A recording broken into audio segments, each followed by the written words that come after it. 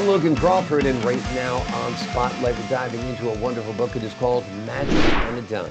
It is written by a terrific author. His name is Rodney Conway. It is a captivating tale of unfulfilled dreams and life-changing adventures. When Sid discovers something extraordinary outside his window, his world turns upside down, leading him on a thrilling journey that transforms his life. This is a story of self-discovery, an unexpected adventure, and it is one you will not want to miss. We're delighted to have this very talented author join us here today on Spotlight. We thank the team at Atticus Publishing for helping us put him in the spotlight today. We ask viewers like you to support authors like him by subscribing to our channel and by purchasing his amazing book. The links are below this interview. Rodney, great to see you here today on Spotlight. Yeah, it's good to see you. That was a great introduction to my book. I loved it. Thank you. Thank you. You think I was an expert at this or something? Yeah. Holy cow. Hire that Like, guy. I'm going to buy that book. Well, that's good. I'm Oh, I glad you're love feeling that way. Hopefully, it. our viewers feel the same way.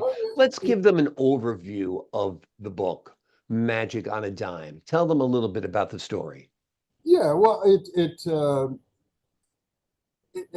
is about unfulfilled dreams. Sid has been, working on this boat and he's imagined this boat is in his imagination it's the Blue Nose, and the Blue Nose is this famous Canadian boat it was a working schooner that for 20 years it would race after it would come home from harvesting fish, race down to Boston and race all these other boats and it always won. Like it was but it's on our dime. You see it on the dime, Wow. the Canadian dime, which is where the idea magic on a dime, because Ah, Sid has been working on this boat, but he's afraid to sail. He's just yeah. terrified. He doesn't know, and so he's got unfulfilled dreams, and his whole life has been that unfulfilled dreams, and everything he's tried, he's been good at, but he's never taken that next step. So yeah, one morning he wakes up and he sees something, and it terrifies him, and he thinks he's crazy, but he has to face it, and he goes out and faces it. I don't want to give it away what it is, but Exactly. it compels him to face his fears, and he meets this character who challenges him, and they go off on this boat, and they go off on this sailing adventure because Sid now has to help this person save a whole bunch of lost souls, and the lost souls are Moliere's actors who have been condemned to live in limbo, and they're on a boat somewhere out in the ocean called the Forlorn Hope, and he has to go and save them. So the journey, that's where it goes. It goes, and it's all, it involves pirates, it involves sailors from World War II. So it's like passing through time, and and all the while, all these challenges and fun challenges, and crazy challenges, and they end up somehow the boat, magically the Blue Nose becomes the Blue Nose, Yeah. and so there's the fulfillment of dreams, and then they sail this around the world, and it takes them to all kinds of places and crazy adventures, and they end up. Well, it involves a huge volcano. It involves, fighting, dealing with these pirates, and then ending up even going to a place called Blue Lake, California, and performing. Amazing. Amazing. Which is Blue Lake is a piece of my heart because I studied Commedia dell'arte there, and so I incorporated that in, and then it's the journey home, but the conclusion is also fulfilling the dreams. Yeah.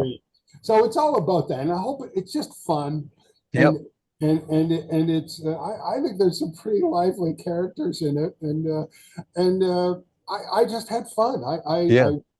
When I first started writing it, I got all these books on how to write a book, None of them worked for me. I threw them out. And I can't but fall asleep after page 4, and then I was sitting there thinking one day, and I went, "It's an improv. It's an improv. I Hmm. trained in improv. I trained in improv with Commedia dell'arte, and I trained in improv when I studied with Bill Esper, and Hmm. and it. So I just thought, say yes to everything that comes up, and that's what Yeah. I did. That's how I wrote the book.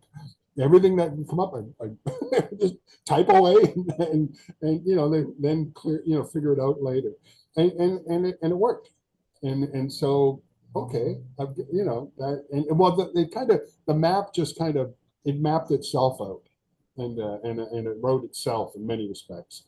Thankfully, I was there typing, but I had a lot of fun. It was just Yeah. fun, if I can inspire people to, it's a side effect. If I can inspire people to go fulfill their dreams, take a risk, go do something, Hmm. that's well, that's great.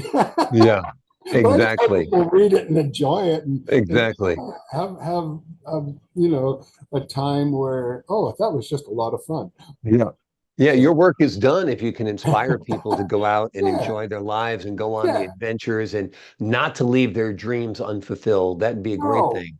no, and because I think that's oh man, I mean that's the ouch of life. I mean that's what you want people to be alive, do these things, do what's creative, Yeah. and Step try. outside of your comfort zone. Yes, Yeah, yes, which is without a which doubt. is yeah, which is what the arts really everything life. That's what life makes I, life I worth it. like your analogy, comparing your writing to improvisation. And for the folks at home who are listening, like, what does he mean? He never says no.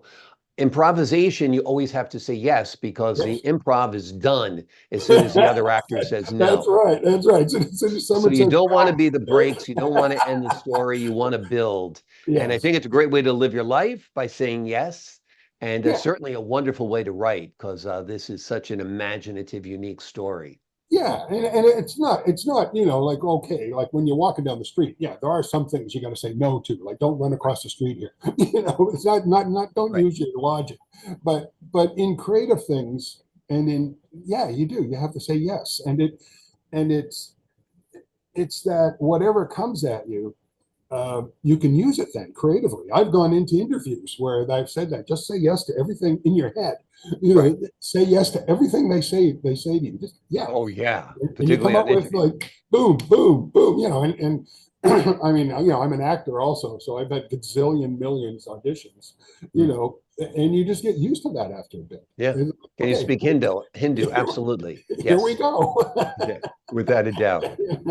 Without a doubt. Have you envisioned Magic on a Dime as a movie? Oh yeah, good grief! I think it would make a great little film. I just yeah, I've even thought of people. Who would play Are they Sid? out there? Of course, being Canadian, I thought of with Ryan Reynolds right off the Okay, bat. gotcha. Yeah, he'd be But great. because he's got a great sense of humor. Yeah. Like there's a Yeah, tongue in he's cheek kind of like about a good-looking Jim Carrey. yeah, Yeah. yeah, yeah. Yeah. And then, I mean, I thought of me as one of the pirates. That'd be good. Sign me up. I'll play one of the pirates too. Oh yeah, you'd be great. You'd be great. Yeah, actually, yeah, I could see you in it.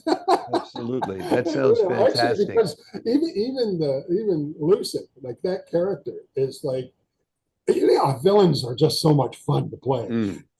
But there's something there. There's that almost that Alan Arkin, Hmm. like that kind of like, and so there's lots of people who fit in there. I mean, Yeah.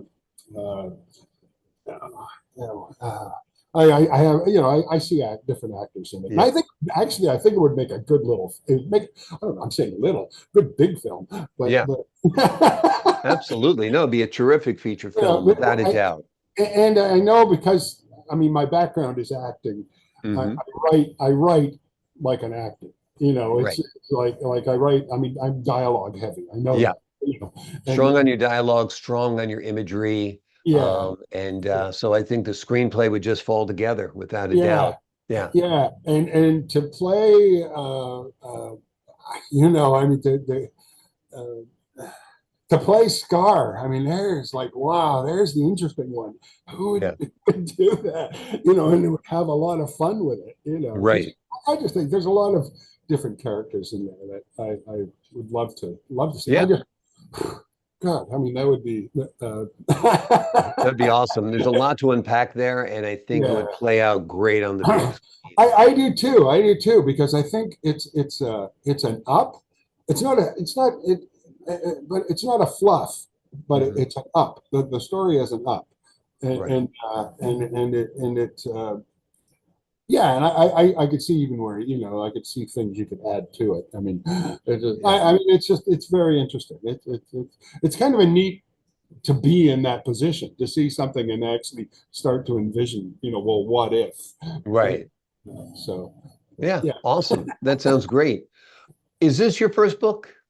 it's my first book. Yeah, Yeah. yeah, yeah. Are you thinking about a sequel or another book? Actually, my brother keeps saying that to me. He said, "You should write a sequel to it. You should write a sequel to it." So now he's planted that seed, so it's in there. And I'm thinking, okay, but I've got another book I've started writing, and then I've got two of them that I started because a whole bunch of people kept saying I should write my autobiography because I have a crazy life that I've lived. But I don't know. So the other story I'm writing on, but that the sequel is. And I think I'd go into a little. Yeah, the sequel is a good idea, and so who knows? I got to sit down and say yes a whole bunch. Exactly, exactly. Get back to that improvisation mindset for sure. Yeah, Well, yeah. as you can see, this book is a true joy just from the fun we're having during this conversation. It's called Magic on a Dime. It's written by Rodney Conway. It is a captivating tale of unfulfilled dreams and life-changing adventures. When Sid discovers something extraordinary outside his window, his world turns upside down, leading him on a thrilling journey that transforms his life. It is a story of self-discovery, an unexpected adventure, one you won't want to miss. And there's the movie trailer right there. Okay? It's booming over the speaker and telling the story of Sid. I think that'd be terrific. Cool. Rodney, thank you so much for joining us here today on Oh, Spotlight. this is great. This is great. I love talking with you. It's Always fun. enjoy talking to you, my friend. Thank you so much. Sure, Great you're having you on the show again. To the folks at home, I'm Logan Crawford, thanking you for your time this time until next time on Spotlight. welcome.